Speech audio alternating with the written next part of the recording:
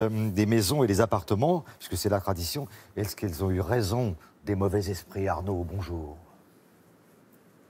Bonjour. Alors en tout cas, nous, on a préféré garder la nôtre, vous la voyez au-dessus de mon épaule, allumée, car on ne sait jamais. Il paraît qu'à cette heure-ci, les sorcières et autres monstres sont couchés. Mais vous savez, on a une heure de moins à Londres, donc il faut quand même faire attention.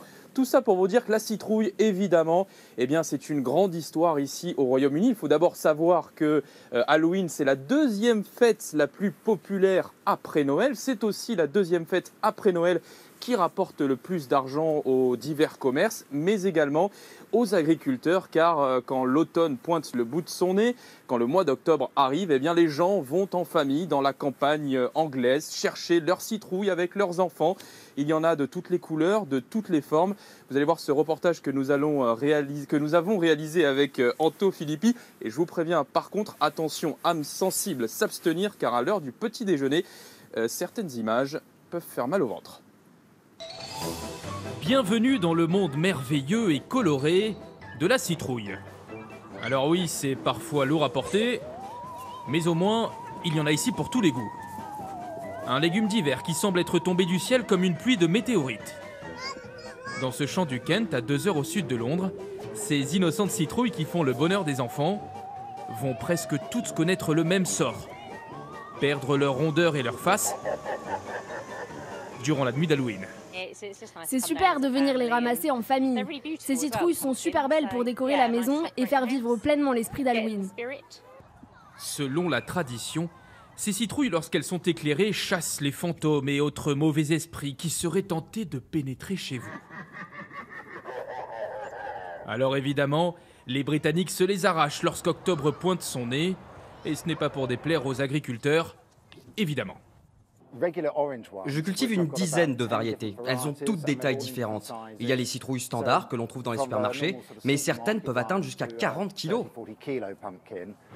Et beaucoup plus encore quand certains ont l'idée de naviguer avec. Quand on vous dit que les Britanniques sont passionnés de citrouilles, on a trouvé le capitaine. 619 kilos, l'embarcation. La peau de la citrouille fait 20 cm d'épaisseur, alors j'ai dû prendre une tronçonneuse pour la couper et la creuser. Ensuite, on a utilisé une grue pour la déplacer et la mettre à l'eau. Bon, je dois vous avouer que ce n'était pas complètement stable. Et vous savez quoi? La citrouille n'a pas coulé. Pour finir, on ne résiste pas à l'envie de vous faire partager ces images du zoo de Londres, où les gorilles ont fêté eux aussi Halloween comme il se doit. Et selon nos informations, les sorcières n'ont pas osé les déranger. Bon, Arnaud, j'avais jamais vu autant de citrouilles, hein, c'est vrai, je le reconnais. Alors je vais être l'empêcheur de fêter Halloween en rond. La question qui fâche, qu'est-ce qu'elles deviennent, ces citrouilles? Parce que quelque part, ça ressemble un peu à un véritable gâchis. Et oui, Thierry, comme celle-ci, regardez, qui a été confectionnée, elle est très jolie par Nick Boosby, qui est notre producer britannique. C'est le roi de la citrouille ici.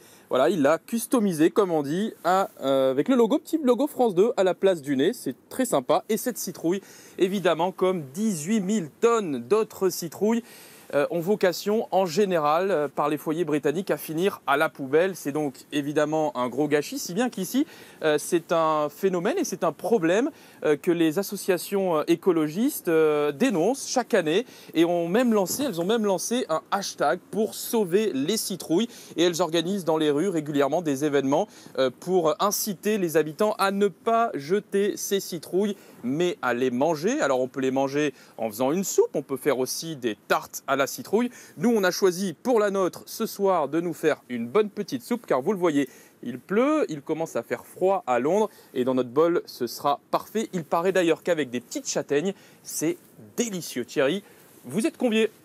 C'est gentil ça, merci beaucoup Arnaud, régalez-vous, passez une belle journée à Londres.